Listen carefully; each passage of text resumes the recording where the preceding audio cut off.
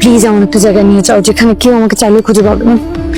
হাতে কি কিছু হয় না, তুমি আমার কথা বুঝতেছো? প্লিজ আমাকে আমার একটা জায়গায় নিয়ে যাও যেখানে কেউ চাইলে আমাকে খুঁজে পাবে না, প্লিজ।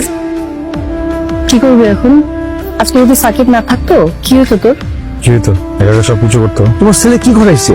বাস থেকে নামতে না নামতে একজন কইলো বাসায় সব আপনার ছেলে তো বিয়ে করছে। কিছু হয় নাই, তুমি মাথাটা একটু ঠান্ডা করো। আমার আব্বা একটু গরম হয়ে গেল, লাঞ্চ কিন্তু ভালো, সুন্দর করে দেখা সাক্ষাৎ করো, কথা বলে মন গলায় ফেলবা। তুমি আমাকে বলতেছো এখানে সাইন করার জন্য, তো তোমরা যদি এমন করো তাহলে আমি কিভাবে? তুমি চিন্তা করবি না, তুই জানিস না তোর দুলাভাই কেমন, পারবি তোর দুলাভাইয়ের সাথে?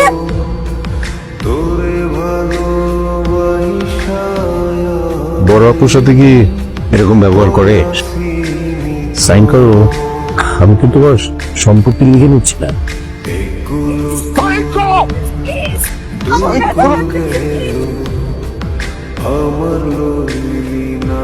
এত মানুষ নিজেদের মানুষগুলো এমন কেমনে করে?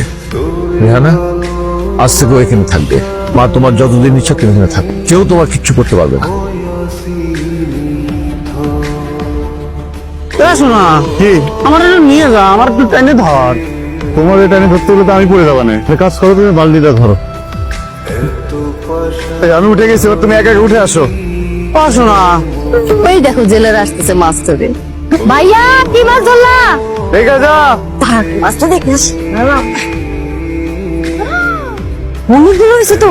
আরো পাঠাবে। শোনা সাকিব তো পানিতে নামেই না। সাকিব যা শুরু করেছে তাতে তো আর আমার পলিটিক্স করার মতো অবস্থা থাকতেছে না। ঢাকার থেকে কোন মেয়ে নিয়ে চলে আসে, এলাকার ভেতরে মানুষজন নানান রকম কথাবার্তা বলে। আমি তো ছেলে পেলে নিয়ে চলাফেরা করেছে, আমার তো একটা মান সম্মানের ব্যাপার আছে। আচ্ছা এই মেয়েরা যে বিপদে পড়েছে, এরকম বিপদে যদি তোর কেউ পড়তো তোরা তুই কি করতি? বাবা মা ছাড়া বড় হয়েছে, আমার বোন দুলাভাইয়ের কাছে কাজের মানুষের মতো দেখেছি যে আমার লাইফে পড়াশোনা থেকে ইম্পর্টেন্ট আর কোনো কিছু নেই।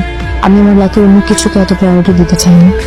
আমার ছেলেটাও খুব একরোখা, কথা কম বলে, কিন্তু মানুষটা খুব শক্ত। আমি আপনাদেরকে বিপদের মধ্যে ছেড়ে দিলাম, তাই না আন্টি? বিপদ কিন্তু তোমার এখন একার না, আমরা সবাই তোমার পাশে আছি। আন্টি আমি কালকে চলে যাব। আমি তোমার যেতে দিব না। তোমার বাবা মা অনেক ভালো মানুষ, তারাও শুধু শুধু আমার জন্য কষ্ট করছে। মানুষের জন্য মানুষ যতটুকু করে